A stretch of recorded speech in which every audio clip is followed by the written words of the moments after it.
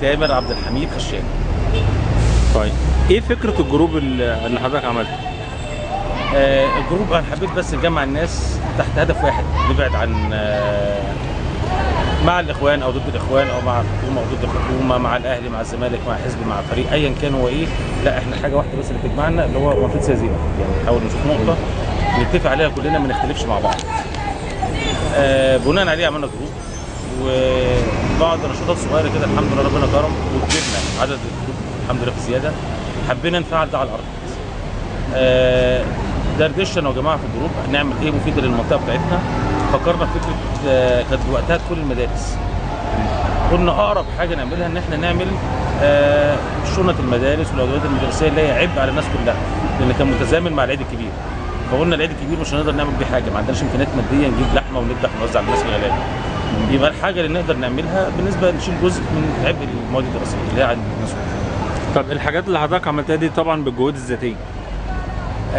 احنا كجروب كنا احنا متطوعين، احنا كنا عايزين نعمل ما دي الجهود الذاتيه، واحد بيتبرع كذا واحد بيتبرع بكذا. بس لا احنا كنا متطوعين، بس النقطه الماديه مش كلنا عملناها. ليه؟ احنا كان عندنا رغبه ان احنا نأجر شادر، نعمل شادر كده زي اللي بيتعمل في رمضان في الصعيد، ياميش وفوانيس وحاجات زي كده منتشره جدا ومصر كلها عارفاها. طلبت من رئيس الحي ومذكره رسمي باننا ادمن الجروب عايزين نعمل شادر نبيع فيه مستلزمات مدرسيه بسعر الجمله لخدمه اهل الحي، سواء فقير سواء غني، الناس كلها سواسيه مطحونه يعني. قدمتها رئيس الحي اول مره رحت رفضني رفض يقابلني اصلا ورفض الفكره من اساسها. نزلت على الجروب كلمت الناس مرشحين مجلس الشعب عشان يقدروا يساعدوني، يعني بعضهم اتدخل وكلموا الراجل رجع اتصل بيا تاني ولفى ان هو رافض يقابلني وقال لي ده خطا سكرتير. قلت له مفيش مشكله يا فندم تحت امرك هقابلك تاني. قال لي تعالى لي. قابلته وعرضت عليه الفكره عجبته جدا. قال لي طب احنا مش هقدر اديك قرار دلوقتي هقابلك مره تانيه. مره تانيه بعد 3-4 ايام او اسبوع كلمته قال لي ده المحافظ عجبته الفكره جدا. فيما بعد اكتشفت ان هو يعني اعاد صياغه الفكره واداها المذكره لمحافظ القاهره تحت اسمه واقتراحه هو يعني.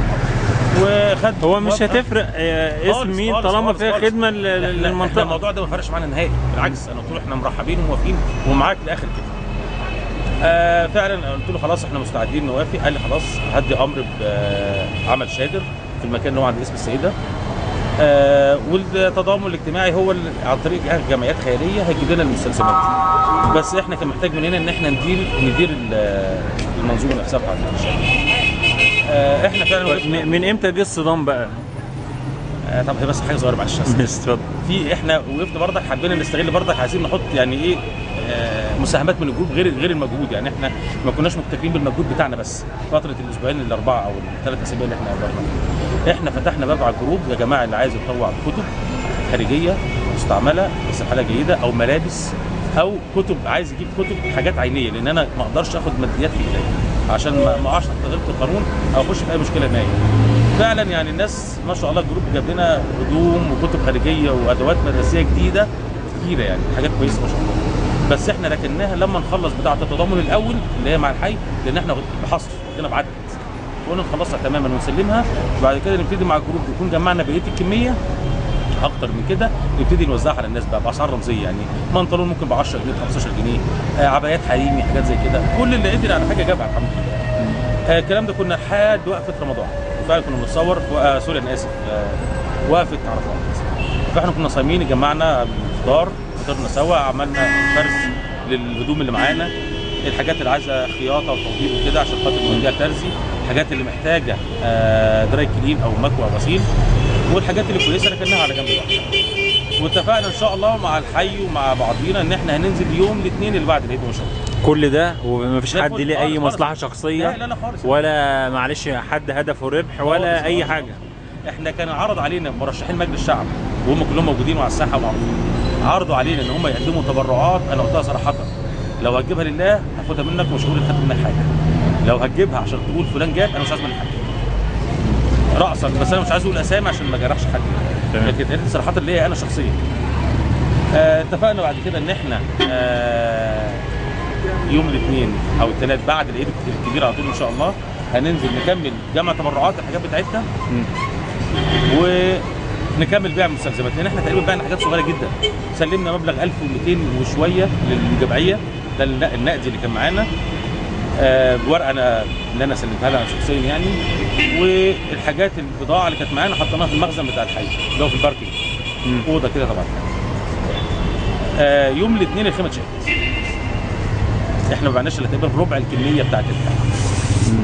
الحاجات الحمد لله بتاعت الجروب عندي في شقتي كمان عندي، بس حاجات التضامن اللي هي التضامن لوحده، الحاجات اللي هي جايه من جهه التضامن الاجتماعي من جمعيات خيريه، تبرعات كامله. اللي عرفته من التضامن الاجتماعي ان الحاجات دي تقدر ب 10000 جنيه، زائد في تبرعات من رجال اعمال ثانيه برضه في منطقه السيده زينب.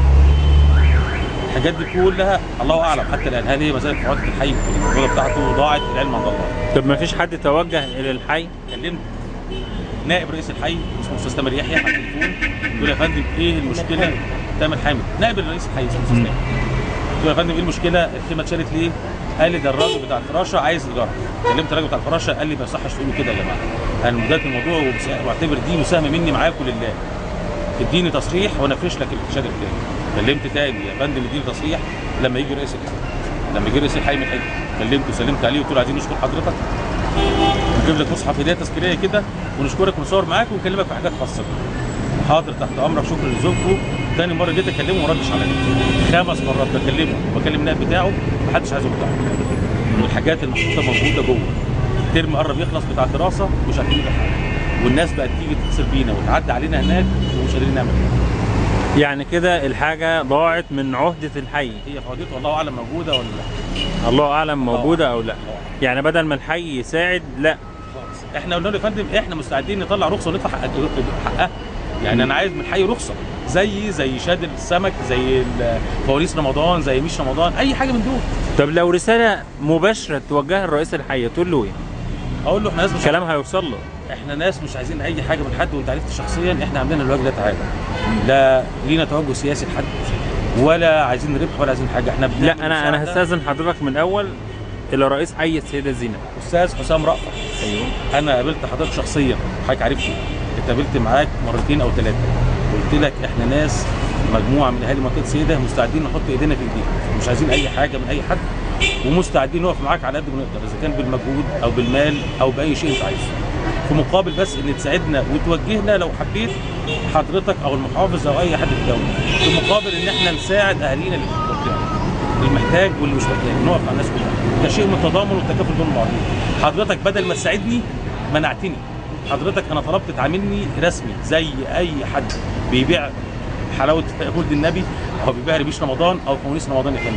اللي بيقفلوا شارع السد بيقفلوا ميدان السيده. احنا كنا طالبين شادر او مساحه خيمه مساحتها 100 متر هنقف فيها زي ما وقفنا فتره قبل العيد الكبير عشان نعمل حاجات لربنا. انا عايز اشتغل معاك طول السنه. دخلت مدارس، دخلت الشتاء، دخلت صيف، دخلت رمضان، دخلت عيد كبير، دخلت عيد صغير، كل ما هو اهالينا محتاجينه هنقف فيه باذن الله بعون ربنا وبتضامن الجروب مع بعض. بس. طب لو رساله توجهها للمحافظ؟ انا للاسف وجهت رساله مذكره للمحافظ بالوضع قبل ما البضاعه تجيلنا، يعني المستلزمات المدرسيه دي، وكتبت له فيها موبايلاتي وقلت له اطلب من حضرتك التواصل الشخصي معايا عشان اعرفه الموضوع ان انا بقابل صعوبه في الحي. المذكره يا فندم راحت للحي والحي عاقبنا على كده. تم عقابنا من الحي على المذكره اللي بعتها للمحافظ. المحافظ ما حمانيش، فانا مضطر ارجع للحي غصب عني وبطلب من الحي رخصه رسمي زي اللي بيديها لاي حد. هدفع فلوسها، هنلم من بعضينا احنا كاعضاء جروب 5 10 جنيه كل اللي يقدر على حاجه يجيبها، وهنروح للراجل نأجر منه الشادر عشان نعمل الحاجات دي. طب يا استاذ تامر في ناس قالت لي بالنص كده ان الجروب ميوله اخوانيه، ردك ايه؟ خالص. هقول لحضرتك على حاجه، اللي بيشكك في الجروب في اي حاجه فيه يخش الجروب ويتابعه. يخش يا فندم الجروب، حاجه مش هنقدر نمسحها، موجوده من سنين، يعني مش من سنين، احنا بقالنا 11 شهر تقريبا. ارجع من اول ما بدا الجروب. انا منع الكلام في السياسه الاساسي. اي كلام في السياسه عندنا لا اخوان ولا كذا ولا كذا ولا كذا. انا بدور على حاجه واحده بس ما يوحدنا ويجمعنا. احنا لينا توجه سياسه ولا كوره ولا اي شيء تاني. احنا لا مع فريق اهلي ولا مع فريق الزمالك، لان للاسف عايز اقول حاجه ممكن تكون جارحه شويه. احنا شعب ما تعودناش على ثقافه الاحترام مع بعض، ما نختلفش مع بعض الاحترام. لو اختلفنا بندين بعض. فانا لما لقيت الحكايه دي في بدايه الجروب منعتها تماما، لا كوره ولا سياسه. ما بيتكلم عن ذلك لو ما سمعش تحذيري بحذفه. انا قلت لهم انا لو عندي 1000 ناس كويسين ستات ورجاله لو ناس كويسين ستات ورجاله، رجاله معايا هنعمل بيهم الكتير. لكن لو 10000 واحد هنقعد نخبط في بعضينا بلاش لازمه. شكرا.